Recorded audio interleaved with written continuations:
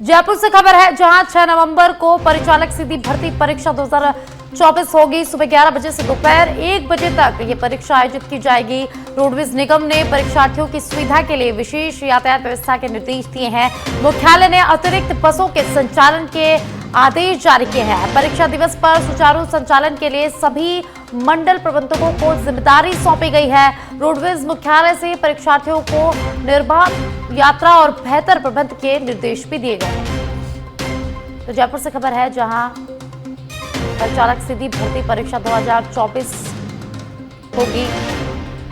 परीक्षा दिवस पर सुचारू संचालन के लिए सभी मंडल प्रबंधकों को जिम्मेदारी सौंपी गई है। रोडवेज मुख्यालय से परीक्षार्थियों को निर्बाध यात्रा और बेहतर प्रबंध के भी निर्देश दिए गए हैं।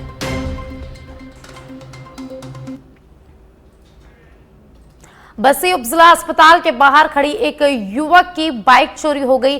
पीड़ित ने पुलिस को रिपोर्ट दी कि वह मरीज को खाना देने अस्पताल गया था और करीब 40 मिनट बाद लौटने पर बाइक गायब मिली।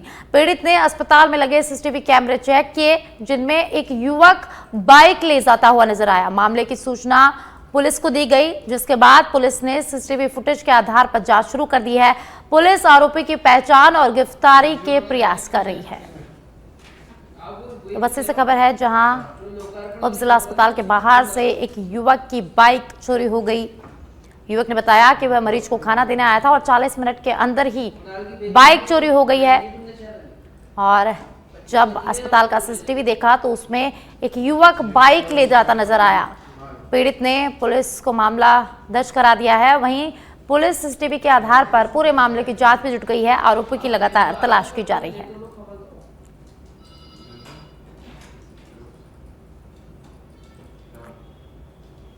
तो जयपुर के बस्सी से खबर है, जहां उपजिला अस्पताल के बाहर से बाइक चोरी होने का मामला सामने आया है। पुलिस ने मामला दर्ज कर लिया है और आगे की जांच शुरू कर दी है। और अब अलवर के खेडली से खबर है, जहां एक बार फिर सच पे धड़क की खबर का असर हुआ है। सरसों उत्पादन के लिए सुप्रसिद्ध खेडली की ए श्रेणी की कृषि उपज मंडी में भारी गंदगी और खुले में शौच की समस्या सामने आई। इसके साथ ही किसानों को आवंटित प्लेटफॉर्म पर व्यापारियों का कब्जा भी देखा गया, जिससे किसान और मजदूर मजबूर थे। सच बेधड़क पर खबर प्रसारित होने के बाद प्रशासन हरकत में आया है। मंडी प्रशासक एवं एसडीएम श्याम सुंदर चेतीवाल और मंडी सचिव राजेश कुमार ने तुरंत प्रभाव से कार्रवाई करते हुए किसानों को आवंटित प्लेटफॉर्मों से व्यापारियों द्वारा रखी गई खरीदी हुई जिसों को हटवाया। साथ ही मंडी में बने शौचालयों की साफ सफाई और जगह जगह पड़े कचरे के ढेरों को जेसीबी और ट्रैक्टर ट्रॉली की मदद से उठाने का कार्य युद्ध स्तर पर किया जा रहा है। इस मामले में कठुमर विधायक रमेश खींची ने भी मंडी परिसर का दौरा किया और अधिकारियों को साफ सफाई और अन्य कार्यों को सुनिश्चित करने के निर्देश दिए। कार्रवाई होने के बाद आम लोगों ने सच बेधड़क का आभार भी व्यक्त किया। ऐसा नीचे अपना जैसे पता लगा लेते हैं, आदमी को ऊपर को निर्देश देकर उनको प्लेटफॉर्म को खाली करें। उनको निर्देशित कर दिया गया कि ये केवल अपनी सामने कपड़े से बनाए गए, इस तरह उनको नहीं होना चाहिए। और कुछ व्यापारी द्वारा इसका प्लेटफॉर्म किया जाता है और जैसे बाद में इसकी अवहेलना की जाती है, तो इसके बाद में सरकार करते हैं।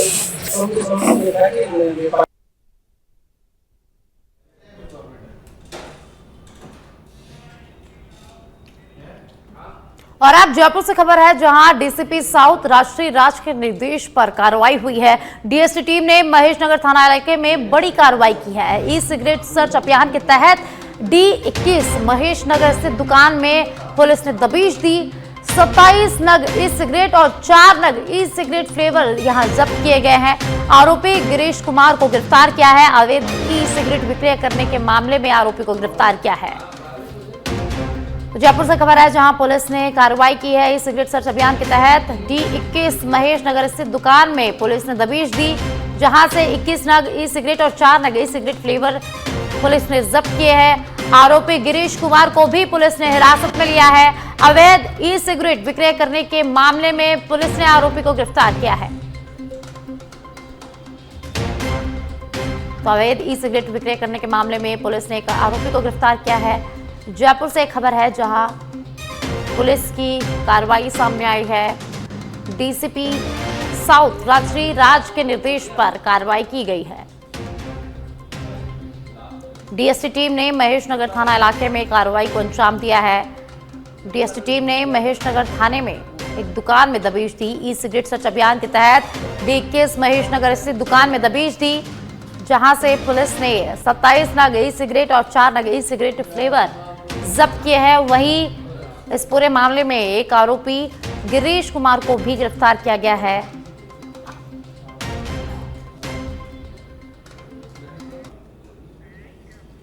और अब नवलगढ़ से खबर है, जहां एक बड़ा हादसा टल गया। सड़क पर अचानक आए पशु को बचाने के प्रयास में एक कार अनियंत्रित होकर बिजली के खंभे से जा टकराई। हादसा जिला अस्पताल के पास सुनारिया कुआं रोड पर हुआ। प्रत्यक्षदर्शियों के अनुसार कार सुनारिया कुएं की तरफ से घूम चक्कर की ओर जा रही थी। इसी दौरान अचानक सड़क पर पशु आ गया। चालक ने पशु को बचाने के लिए गाड़ी को मोड़ा, लेकिन संतुलन बिगड़ गया और कार सीधे सड़क किनारे लगे विद्युत पोल से जा टकराई। टक्कर इतनी तेज थी कि पोल झुक गया और बिजली के तार सड़क पर लटक गए। स्थानीय लोगों ने कार चालक को बाहर निकाला। उसे हल्की चोटें आई, जिसे जिला अस्पताल में प्राथमिक उपचार के बाद छुट्टी दे दी गई। ग्रामीणों ने बताया कि सुनारिया कुआं रोड पर आवारा पशुओं की भरमार है और आए दिन ऐसे हादसे यहां होते रहते हैं।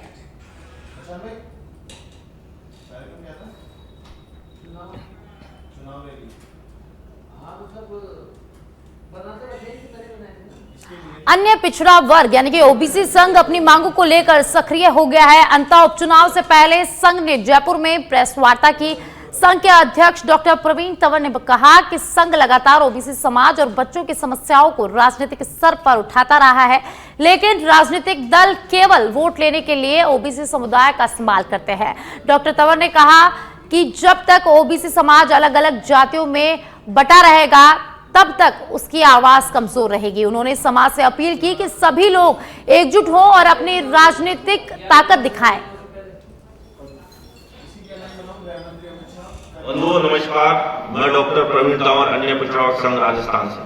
बंधुओं, जैसा आपको विदित है कि 11 नवंबर को अंता में विधानसभा के उपचुनाव होने जा रहे हैं। यह चुनाव राज्य सरकार की स्थिति में तो कोई प्रभाव नहीं डालेंगे, लेकिन हमारे अन्य पिछड़ा वर्ग संघ के बच्चों और समाज के लिए ये टर्निंग पॉइंट हो सकता है। यही चाहते हैं कि अंत में भी हम जाएं, चाहे वो कोई धर्म, कोई समाज या किसी भी जाति का हो, जो हमारी बात माने उसी को हमें वोट देना है। हाँ, ओबीसी का मुक्ता लगा के कोई भी आपके पास आ सकता है, इससे बचें। और अब बूंदी से खबर है, जहां माहेश्वरी चिल्ड्रंस हॉस्पिटल में लापरवाही का गंभीर मामला सामने आया है।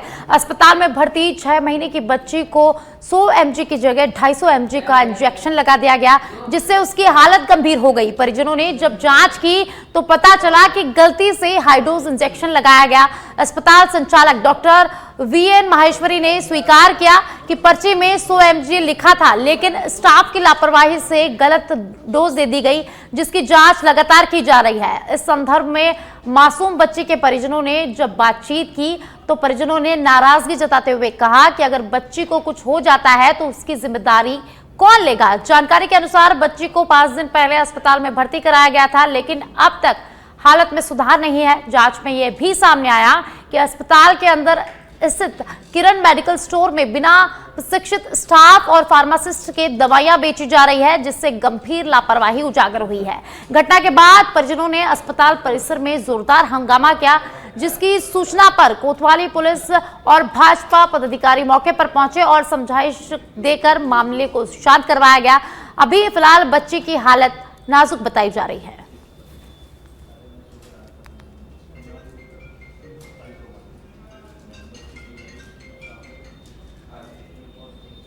मेड़ता सिटी से खबर है, जहां मेड़ता सिटी में अवैध बजरी माफियाओं का आतंक देखने को मिल रहा है। ओवरलोड ट्रैक्टर ट्रोली ने स्कूटी को टक्कर मार दी।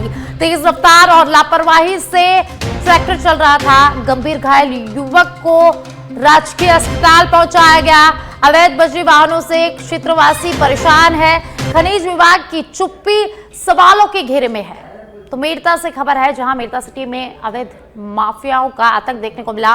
ओवरलोड ट्रैक्टर ट्रोली ने स्कूटी को टक्कर मार दी और इस टक्कर में एक युवक घायल हो गया। तेज रफ्तार और लापरवाही से जो ट्रेलर चल रहे हैं, गंभीर घायल युवक को राजकीय अस्पताल में भर्ती कराया गया, जहां उसका इलाज जारी है।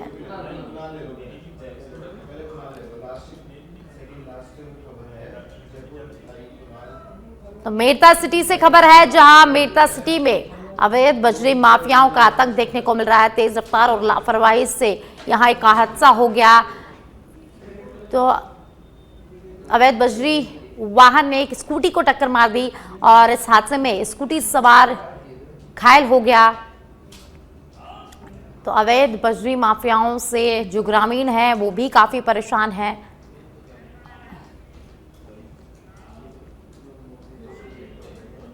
और आप जयपुर से खबर है, जहां शिक्षा विभाग की महत्वपूर्ण बैठक आज चल रही है। विभाग से जुड़े अधिकारी बैठक में मौजूद है। वर्तमान में प्रदेश के सरकारी विद्यालयों में शिक्षक और छात्रों की स्थिति को लेकर यहां चर्चा हो रही है। जल्द ही लागू किया जाएगा स्टाफिंग पैटर्न। अभी सरकारी स्कूलों में कहीं शिक्षक ज्यादा है और छात्र कम है, तो कहीं छात्र ज्यादा है और शिक्षक कम है।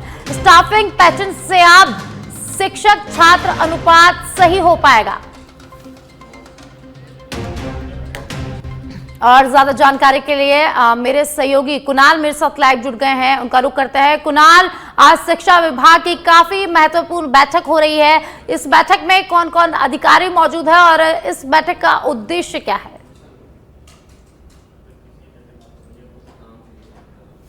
देखिए, आपको बता दें साक्षी की शिक्षा संकुल में शिक्षा विभाग की महत्वपूर्ण बैठक का जो आयोजन है वो किया जा रहा है। तस्वीरों में मैं अगर आपको यहाँ पर दिखाऊं कि माधव जो सभागार है, इसमें जो शिक्षा विभाग के तमाम अधिकारी हैं वो यहाँ पर मौजूद हैं और इसी सभागार में जो है महत्वपूर्ण बैठक जो है चल रही है। और सभागार में आपको बता दें कि स्टाफिंग पैटर्न को लेकर जो है ये महत्वपूर्ण बैठक का आयोजन यहाँ पर किया जा रहा है। स्टाफिंग पैटर्न के साथ ही जो विभाग की तमाम महत्वपूर्ण कार्य योजना है उनकी प्रोग्रेस रिपोर्ट को लेकर जो है यहाँ पर बातचीत यहाँ पर की जा रही है और अधिकारियों से इस पूरे मामले को लेकर फीडबैक लिया जा रहा है। अगर हम बात करें कि इस पूरी बैठक में जो है शिक्षा मंत्री खुद जो है मदन दिलावर मौजूद है, इसके अलावा स्कूल शिक्षा सचिव कृष्ण कुणाल मौजूद है, इसके अलावा जो शिक्षा विभाग के तमाम अधिकारी हैं वो जो है बैठक में मौजूद हैं। जी कुणाल, इस बैठक का मुख्य उद्देश्य स्टाफिंग पैटर्न है,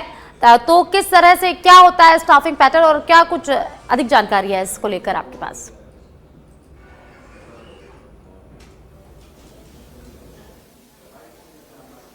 देखिए साक्षी, आपको बता दें कि स्टाफिंग पैटर्न को लेकर लंबे समय से जो शिक्षा विभाग है वो एक्सरसाइज कर रहा था। आप इसमें अगर हम बात करें तो जो शिक्षक हैं उनके अनुपात में जो है बच्चों के अनुपात में जो है शिक्षक उपलब्ध हों, इसको लेकर जो है महत्वपूर्ण जो है तैयारियां जो है स्टाफिंग पैटर्न को लेकर यहाँ पर चल रही थी। अब स्टाफिंग पैटर्न को किस तरह से लागू किया जाएगा, किस तरह से इसकी जो कार्य योजना तैयार की जाएगी, इसका जो पूरा जो एक ड्राफ्ट है वो जो है आगे बनाकर यहाँ पर कैबिनेट को यहाँ पर भेजा जाएगा। उसके बाद ये स्टाफिंग पैटर्न जो है लागू होगा। स्टाफिंग पैटर्न के लागू होने के बाद जो है कई जो क्षेत्र में भर्तियों की जो संभावना है वो भी यहाँ पर निकलने की जो है बात सामने आ रही है। इसके अलावा हम बात करें कि शिक्षा विभाग की जो तमाम कार्य योजना जो चल रही है, क्योंकि 1 अप्रैल से अब की बार शिक्षा विभाग द्वारा जो है नया सत्र शुरू किया जाएगा, उसको लेकर जो है यहाँ पर बातचीत यहाँ पर होनी है। इसके अलावा हम बात करें एक ड्रेस जो है तमाम जो प्राइवेट और सरकारी स्कूल हैं उनमें एक ड्रेस जो है यहाँ पर लागू होने की जो है बात यहाँ पर की जा रही है। तो इन तमाम मुद्दों पर जो है शिक्षा विभाग के शिक्षा मंत्री हैं जो वो शिक्षा विभाग के अधिकारियों के साथ जो है महत्वपूर्ण बैठक ले रहे हैं। तमाम जो शिक्षा विभाग के अधिकारी हैं वो इस बैठक में मौजूद हैं। साक्षी, बहुत बहुत शुक्रिया कुणाल इस तमाम जानकारी के लिए। धौलाखेड़ा क्षेत्र में सरपंच संजय नेहरा की गाड़ी को बदमाशों ने जानलेवा टक्कर मारकर हमला किया। सूत्रों के अनुसार बदमाशों ने कैंपर और पिकअप गाड़ियों का इस्तेमाल करते हुए सरपंच की गाड़ी को क्षतिग्रस्त कर दिया और इलाके में दहशत फैल गई है। घटना उस समय हुई जब सरपंच पुलिस के साथ जमीन विवाद को देखने के लिए जा रहे थे। पीड़ित ने आरोप लगाया कि बदमाशों ने पुलिस की मौजूदगी के बावजूद उनकी गाड़ी को टक्कर मार दी। पुलिस ने मौके पर पहुंचकर जांच शुरू कर दी है और सुरक्षा भी बढ़ा दी गई है। तो उदयपुर के रात को काफी बार फोन आया कि झाड़ूवाड़ा में कोई बदमाशी कर रहे हैं, जमीन में कोई मेघवाड़ा की जमीन पे कब्जा प्रयास कर रहे हैं। मैंने पुलिस को बुलाया, पुलिस आई और पुलिस के आने के बाद पुलिस से बात करके मैं भी मौके पे चला गया और वहां जाके मैंने देखा तो पुलिस की मौजूदगी में बदमाशों ने इतना दुस्साहस कि मेरी गाड़ी पे कैंपर गाड़ी से हमला किया, जानलेवा हमला किया और जान से मारने का प्रयास किया। पुलिस की मौजूदगी में बड़ी दहशत है। तो उदयपुर के धौलाखेड़ा से खबर है, जहां सरपंच की गाड़ी को बदमाशों ने टक्कर मार दी। बिहार विधानसभा का चुनाव प्रचार का आज आखिरी दिन है। गृह मंत्री अमित शाह क्या कुछ कह रहे हैं, सुनते हैं। देश की सुरक्षा के लिए सारे उपकरण बनाने का फैक्ट्री हम बिहार में डालेंगे। अभी पहलगांव में हमला हुआ था, मोदी जी ने बिहार की भूमि पर से ही कहा था कि इसका जवाब दिया जाएगा, और 20 ही दिन में ऑपरेशन सिंदूर कर पाकिस्तान के घर में घुसकर इसका जवाब मैं आज बताकर जा रहा हूं। आतंकवादियों के सारे समर्थक कान खोलकर सुन लो। अब अगर आतंकवादियों ने गोली चलाई तो गोली का जवाब गोले से दिया जाए। और चंपारण वालों, अब तक तो वो गोला देश के बाहर से आता था, मगर अब पाकिस्तान पर गिरने वाला हर गोला मेरे बिहार में बना हुआ होगा। बिहार में मोदी जी ने इस देश को आतंकवाद से मुक्त किया है और अपने बिहार को नक्सलवाद से मुक्त करने का काम नरेंद्र मोदी जी ने किया है। नरेंद्र मोदी। और बिहार वालों में कह कर जाता हूं, महात्मा गांधी की कर्म भूमि पर, चंपारण सत्याग्रह की भूमि पर कि 31/3/2026 को पूरे देश से हम नक्सलवाद को समाप्त कर देंगे, समाप्त कर देंगे। भाइयों बहनों, चंपारण की धरती आध्यात्म और संस्कृति की धरती है। मां सीता और राम से जुड़ी हुई धरती है। मोतिहारी के सत्तरघाट, केसरिया, चकिया, मधुबन, वहां से होकर एक राम जानकी पथ गुजर रहा है और अब सीतामढ़ी से अयोध्या तक की रेल लाइन नई बनाकर एक हम वंदे भारत ट्रेन भी चलाएंगे। तो जो अयोध्या दर्शन करने जाएगा वो सभी बिहार, सीतामढ़ी और चंपारण आएगा। यहां के टूरिज्म को हम बढ़ाएंगे। भाइयों बहनों, नरेंद्र मोदी सरकार ने धान की एमएसपी को 2369 रुपया करा, मक्के की एमएसपी 2400 रुपया किया और गेहूं की एमएसपी को 2600 रुपया करने का काम नरेंद्र मोदी जी ने किया है। नरेंद्र मोदी जी ने किया है। और बिहार के किसानों का मक्का, धान, गेहूं खरीदने की शुरुआत नरेंद्र मोदी जी ने की। और अब आज पूर्वी चंपारण में उद्योगों को बढ़ावा दिया जा रहा है। रक्सौल में बिहार इंडस्ट्रियल एरिया बनाया है। हम चंपारण के युवा के रोजगारों के लिए चिंता करेंगे। एनडीए के शासन में सारण में बना हुआ रेल इंजन आज अफ्रीका की रेल गाड़ियों में दौड़ रहा है। गया जी में इंटीग्रेटेड मैन्युफैक्चरिंग क्लस्टर बनाया। हम 1 लाख से ज्यादा रोजगार इससे मिलेगा। बिहार कनेक्ट में 423 कंपनियों के साथ 1,80,000 करोड़ के निवेश के एमओयू किए हैं। और मित्रों, ये पूर्वी चंपारण में 27,000 करोड़ से रक्सौल हल्दिया एक्सप्रेस वे बनाया। 30,000 करोड़ से गोरखपुर सिलीगुड़ी एक्सप्रेस का काम चालू है। 6800 करोड़ से नरकटियागंज, रक्सौल, सीतामढ़ी, दरभंगा रेल मार्ग बनाया।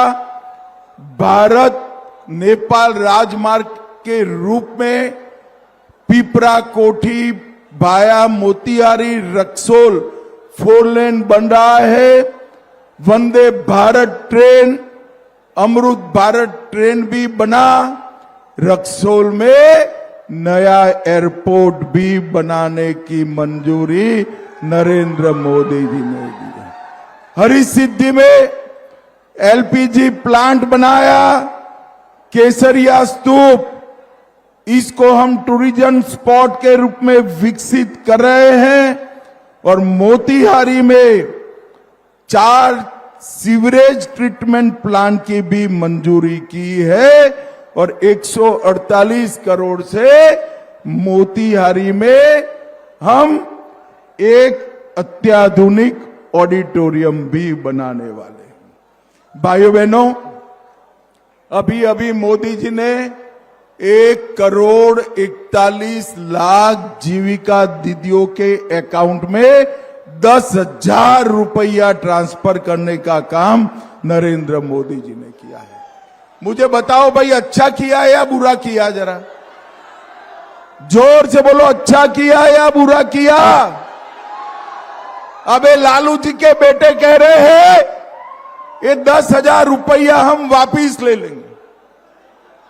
अरे लालू जी, आप और आपके बेटे क्या 3-3 पीढ़ियां आएगी तो भी जीविका दीदी का पैसा कोई वापिस नहीं ले पाएगा, नहीं ले पाएगा। मैं आज बिहार की जीविका दीदियों को कहकर जाता हूं, 10,000 रुपया वापिस लेने का तो कोई सवाल ही नहीं है, मगर आप एनडीए की सरकार बना दो, हम आपके अकाउंट में और 2 लाख रुपया डालने का हम काम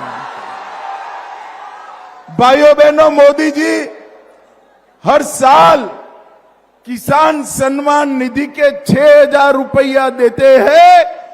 बिहार सरकार बनने की बाद 6,000 की जगह 9,000 रुपया किसानों को देने का काम ये भारतीय जनता पार्टी हर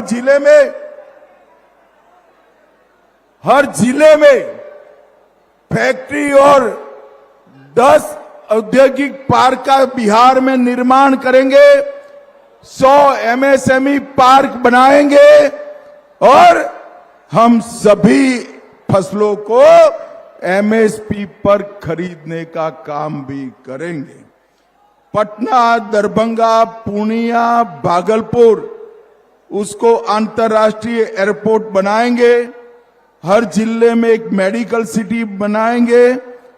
हर जिले में एक मेडिकल कॉलेज भी बनाएंगे।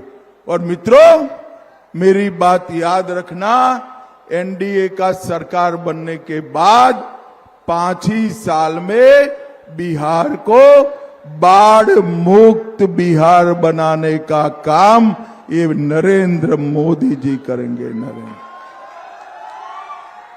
मुझे बताओ जरा, पिपरा चकिया से राम जानकी पथ गुजरेगा तो आपको अच्छा लगेगा या नहीं लगेगा? जोर से बोलो, लगेगा या नहीं लगेगा? मैं आज बताकर जाता हूं, चकिया पिपरा को भी राम जानकी पथ का हम हिस्सा बना देंगे, हिस्सा बना देंगे। भाइयों बहनों, जयपुर से खबर है, जहां डीसीपी साउथ राष्ट्रीय राज के निर्देश पर कार्रवाई हुई है। घरेलू सिलेंडरों की काली बाजारी पर कार्रवाई हुई है। अवैध रूप से वाहनों में गैस रिफिलिंग करने वालों के खिलाफ ये कार्रवाई की गई है। पुलिस थाना नारायण विहार, शिवदासपुरा और पत्रकार कॉलोनी इलाके में बड़ी कार्रवाई को अंजाम दिया गया है। घरेलू गैस सिलेंडरों से अवैध गैस रिफिलिंग करते हुए 4 आरोपियों को गिरफ्तार किया है। आरोपी से 5 अवैध गैस सिलेंडर, 5 मोटर, 3 कांटा, 5 रिफिलिंग पिन और अन्य रिफिलिंग का सामान जब्त किया गया है। रसद विभाग की टीम को मौके पर बुलाकर नियमानुसार सामान सुपुर्द किया गया। हनुमानगढ़ जिले के 2 युवकों ने हनुमानगढ़ जंक्शन के एजेंट अनुराग शर्मा पर विदेश भेजने के नाम पर लाखों रुपए की ठगी करने का आरोप लगाया है। पीड़ित सुनील बिश्नोई ने बताया कि एजेंट ने उनसे 23 लाख रुपए ठग लिए और फर्जी डॉक्यूमेंट लगाकर पीड़ित के नाम से 30 लाख रुपए का भी लोन उठा लिया। वहीं दूसरे पीड़ित लखजिंद्र सिंह ने आरोप लगाया कि उसने उनसे 29 लाख रुपए ठगे गए और पीड़ित के नाम से भी 30 लाख रुपए का फर्जी लोन लिया गया। दोनों युवकों का कहना है कि उन्हें फर्जी वीजा पकड़ा दिया गया और एयरपोर्ट पर जाकर वीजा फर्जी होने का पता चला। पीड़ितों ने इस मामले में एजेंट के खिलाफ पुलिस में शिकायत दर्ज कर कार्रवाई की मांग की है। अनुराग शर्मा ने मुझे कहा कि मैं तुझे बाहर भेज दूंगा यूके में, आप स्टडी बेस पर चले जाओ। मेरे पास रुपए नहीं थे, वो बोल रहे थे कि मैं आपका स्टडी लोन करवा दूंगा और मैंने हाँ कर दी। तो उसने फेक डॉक्यूमेंट लगाकर, फर्जी दस्तावेज लगाकर उसने लोन करवाया पहले, और फिर ये नकली वीजा देकर हमें गुमराह किया। और जिसने लोन किया था उसने 5.5 लाख की ठगी मारी, जिसने तो अनुराग शर्मा ने 18-19 लाख पे जेलेगा।